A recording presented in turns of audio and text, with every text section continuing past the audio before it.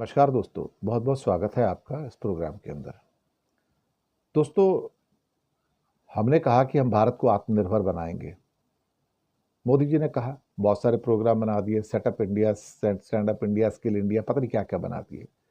इन actuality हुआ क्या कि जो तस्वीर निकल कर आई पिछले 11 सालों में, वो ये निकल कर आई कि हमने आत्मनिर्भर तो बनाया, लेकिन हमने आत्मनिर्भर इंडिया को नहीं बल्कि चाइना को बना दिया।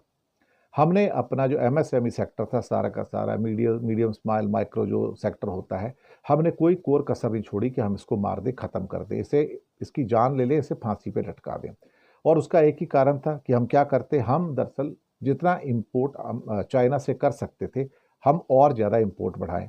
ज़्यादा इम्पोर्ट बढ़ाएंगे तो भारत की इंडस्ट्री मर जाएगी, भारत की इंडस्ट्री मरेगी तो एमएसएमई उद्योग अपने आप ही मरना शुरू हो जाएगा। तो ये पूरी की पूरी स्ट्रैटेजी मोदी जी की रही पिछले 11 सालों में। जहां 2014-15 के अंदर भारत $13 बिलियन का एक छोटा छोटा जो इंडस्ट्री के इंपोर्ट्स होते हैं, जिसको एमएसएमई के इंपोर्ट कहते हैं, इलेक्ट्रिकल मशीनरी हैं, इलेक्ट्रॉनिक वाली चीज़ें हैं, छोटी छोटी जो चीज़ें जो कि माइक्रो इंडस्ट्री में, मीडियम स्केल इंडस्ट्री में बनती हैं, तो वो ये स्मॉल इंडस्ट्री में जो बनती हैं, एमएसएमई जिसको कहते हैं, तो वो सारी की सारी जो इंडस्ट्री फलती फूलती थी, सबसे पहले उसको मरवा दिया गया पूरा का पूरा। और उसको मरवाने का मतलब ये था कि आपको वो सारी चीज़ें जो वो बनाते हैं उनको बनाने मत दो, उनके ऊपर इंस्पेक्टर राज का पूरा पहरा बिठा दो और उनके हाथ बांध दो।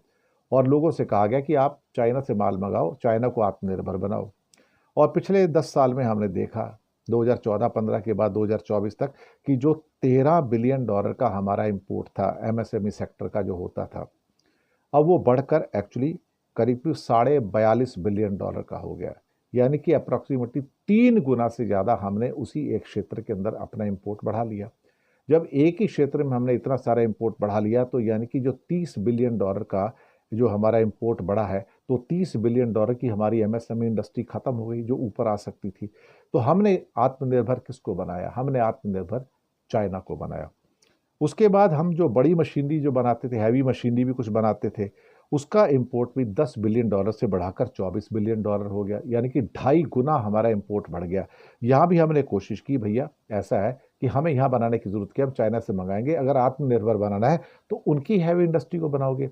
इसलिए जितने भी आज आप देखोगे बड़ी बड़ी जो मशीनरीज हैं, कंस्ट्रक्शन मशीनरीज हैं, टनलिंग मशीनरी, सब चाइना की आती है। हमने अपनी चीज़ें बनानी रोक दी, चाहे मशीनरीज थी, हैवी मशीनरीज थी, अप्लाइंसेस थे या बॉयलर्स थे, हम यहाँ बनाना ही ख़त्म कर दिया। हमने $10 बिलियन का इंपोर्ट बढ़ा के $24 बिलियन कर दिया।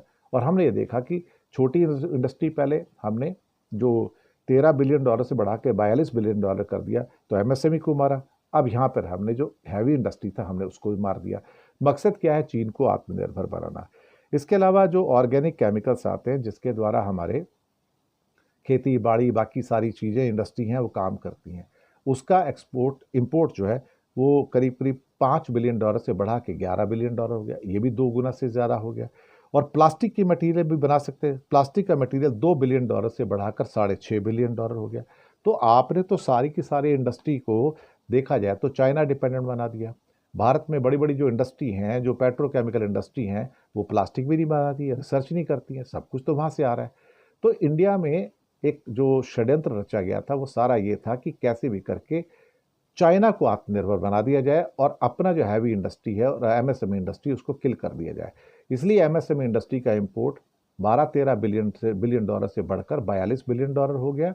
और हैवी इंडस्ट्री का जो इंपोर्ट था वो 10 से बढ़कर $24 बिलियन हो गया। केमिकल्स का वो जो दूसरा था वो भी दूना हो गया। साथ में जो प्लास्टिक था वो $2 बिलियन से बढ़ के $6.5 बिलियन हो गया। तो हमने अपनी सारी इंडस्ट्री को ख़त्म करने के लिए एक्चुअली देखा जाए तो कोई कसर नहीं छोड़ी।